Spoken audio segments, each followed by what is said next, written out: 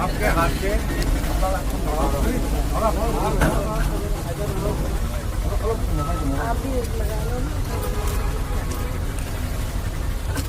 काफी दिया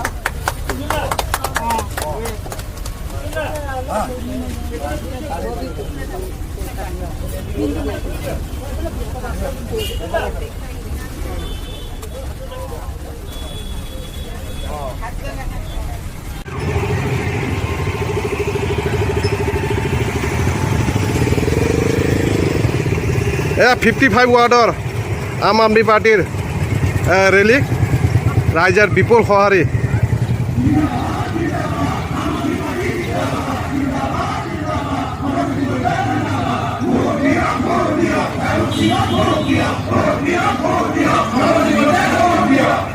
নমস্কাৰ পৰম শ্ৰদ্ধাৰ অসমবাসী ৰাইজ, পোনপ্ৰথমে আপোনালোক দাতাইলে অসমীয়া নৱবৰ্ষ তথা ৰঙালী বিহুৰ লগতে পবিত্ৰ ৰমজানৰ আন্তৰিক ওলগ জনালোঁ। শ্ৰদ্ধাৰ ৰাইজ, গুৱাহাটী পৌৰ নিগমৰ নিৰ্বাচনত আম আদমি party This time in the civic elections in Guwahati, the buzz is about Aam Aadmi Party, which is trying to make serious inroads in Assam through these elections. Joining us at this moment is Aam Aadmi Party's Assam in charge, Mr. Rakesh Sharma ji. इस बार क्यों ये चुनाव लड़ रहे हैं? क्या ये जो आपकी एक एम है, नेशनल एम्बिशंस हैं, उसका एक पड़ाव है? बिल्कुल, यहाँ से हम नॉर्थ ईस्ट में आम आदमी पार्टी को की जो ईमानदार राजनीति है उसको स्थापित करने की हम शुरुआत कर रहे हैं। अभी आप लोगों ने देखा कि असम में 2 छोटे चुनाव थे म्यूनिसिपल बोर्ड के, उसमें तिनसुकिया और लखीमपुर में हमने एक सीट जीती है म्यूनिसिपल बोर्ड के चुनाव में। और पिछले पंजाब के चुनाव के बाद, और ये कहूँ कि मैं दिल्ली में तीसरी बार जब हमने जीती सरकार बनाई, तो उसके बाद एक ज़बरदस्त माहौल असम में हुआ है। असम के सभी छोटे गांवों से, शहरों से लोगों के हमारे पास मैसेजेज आते हैं, फ़ोन आते हैं कि आप लोग आइए, हम मिलकर यहाँ पर अब असम को बदलने की बारी है, अब असम में एक बदलाव लाने की बारी है।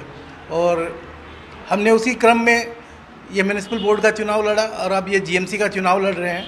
और जीएमसी के चुनाव में लड़ने से एक चीज़ हमने देखी है कि यहाँ के लोगों में बहुत गुस्सा है। इनफैक्ट भाजपा को कोई पसंद नहीं करता, लेकिन भाजपा के सामने कांग्रेस बहुत कमज़ोर पड़ जाती है। बात करेंगे आपके स्टेट कोऑर्डिनेटर भवेन चौधरी जी के साथ। आपकी बात अगर करें असम में, तो आम आदमी पार्टी के पास ना तो असम में नोन पॉलिटिकल फेस है, आपके जो कैंडिडेट्स हैं वो भी बहुत आम मानों में बहुत अननोन फेसेस हैं। तो जो इमेज फेस एक बहुत बड़ा मुद्दा रहता है इलेक्शन में। इस बार जो यहाँ पे जो आप चुनाव लड़ रहे हैं, किन किन मुद्दों पे ऊपर आप चुनाव लड़ रहे हैं, और जो लोग आपने जो कैंडिडेट्स आपने खड़े किए हैं वो कैसे कैंडिडेट है? थोड़ा स्ट्रैटेजी क्या रहेगी आम आदमी पार्टी की? इस बार तो पहली बार हम लोग चुनाव में लड़ा है जीएमसी इलेक्शन में। तो वहाँ में हम लोग 39 कैंडिडेट्स है। All candidates are very young, around 30 years of age, and और जो 2 खाली थोड़ा सा 60 ईयर्स के आसपास होगा। तो कोई भी पॉलिटिकल पार्टी से जुड़ा नहीं है अभी तक। और नया है, स्टूडेंट है, 2 मास्टर डिग्री का स्टूडेंट है। सो वो लोग को बहुत प्रलोभन दिया गया बाय बीजेपी ने, कोई को नौकरी देने का, पैसा देने का, पार्टी में पोस्ट देने का भी दे रहा था। लेकिन हम लोग का कोई पार्टी, हम लोग कोई आदमी वहाँ से नहीं जुड़ा है, हम लोग का साथ रुक गया है।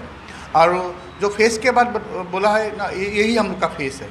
ये ज़्यादा असम का फ्यूचर इन लोग के ऊपर भी निर्भर करेगा, क्योंकि वो लोग अभी निकल आया है उसको घर से, जो हम लोग को देश के लिए, राज्य के लिए, आदमी के लिए कुछ काम करेगा। In the campaign that we have seen, AAP is the only other visible party, only other visible campaign. What kind of response you are getting, and would your campaign really translate into votes? Can you take on BJP here in Assam, where they are riding a popularity of the chief minister himself? See, BJP is there, they are in the ruling party definitely, but the thing is that Arvind Kejriwal ji, that development work, whatever he is doing in Delhi and Punjab, that message is now spreading all over the India, and same also in Guwahati, in Assam also. The peoples are they are coming by themselves, and they are getting their membership, Aam Aadmi Party members in our office. So daily you can see 100-200 members are coming and joining. And in our miss call also, we are getting around 500 calls every day. So last within 1 month, we can say more than 2 lakhs people have been joined with Aam Aadmi Party Assam here. And what we are doing here, we are just trying to change the narration of the development as what BJP or Congress doing from last 75 years. So they never talk about the schools, they never talk about the hospitals. Arvind Kejriwal ji doing on that. So the message is like this, that BJP is doing whatever they're doing, but they never talk about the schools. They never talk about the hospitals. They never talk about 24-hour electricity. They never talk about, this drinking water issues. So you know that from 2009 there is a big water supply project is going on in Guwahati, and we can say more than 6,000 crores rupees that project is ongoing still, but the projects are not completed by this ruling government. देखिए, उत्तर पूर्व में 75 सालों से विकास का कोई काम नहीं हुआ है। आप अरुणाचल प्रदेश ले लीजिए, मेघालय ले लीजिए, सिक्किम ही ले लीजिए, या फिर त्रिपुरा ले लीजिए। त्रिपुरा में जिस तरीके की हालत है इस वक्त, मैं भी पिछले दिनों त्रिपुरा जाकर भी आया, वहाँ के लोगों में भी एक ही चीज़ है कि हमें भी बदलाव चाहिए। एक्चुअली पूरा देश आज के दिन बदलाव चाह रहा है। त्रिपुरा और नॉर्थ ईस्ट उसका एक हिस्सा है। तो अगला कदम हमारा त्रिपुरा से हम शुरू करेंगे। अभी हमारी कुछ स्टडीज़ चल रही हैं त्रिपुरा को लेकर। मैं आने वाले दिनों में त्रिपुरा जाऊंगा। गुवाहाटी जैसे कि नॉर्थ ईस्ट का एक तरीके से केंद्र बिंदु है नॉर्थ ईस्ट की राजनीति का, तो गुवाहाटी के जीएमसी चुनाव से जो रिजल्ट आएगा उससे भी पूरे नॉर्थ ईस्ट में एक माहौल बनेगा। आने वाले दिनों में हम नॉर्थ ईस्ट में आम आदमी पार्टी को स्थापित करेंगे और नॉर्थ ईस्ट के विकास के लिए काम करेंगे।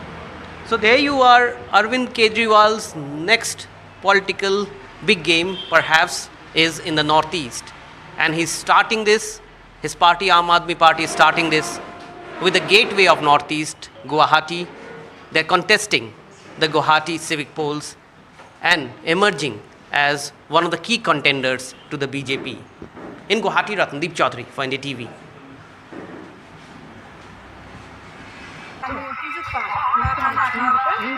এটা জাৰিছিল প্ৰথম সাধাৰণ হিচাপে পৌৰ নিগমৰ কেজুৱেল ছাৰ সম্ভাষণ জনাম আৰু আমি আপোনালোকৰ কাম কৰিম বুলি প্ৰতিশ্ৰুতিবদ্ধ। আৰম্ভ কৰিছো, সকলোৱে একেলগে উচ্চাৰণ কৰিব।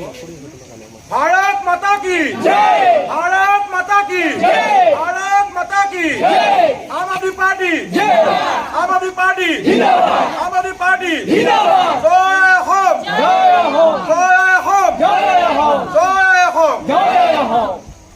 এখন অনুৰোধ জনাইছো দাৰু চিহ্ন ভূমিকা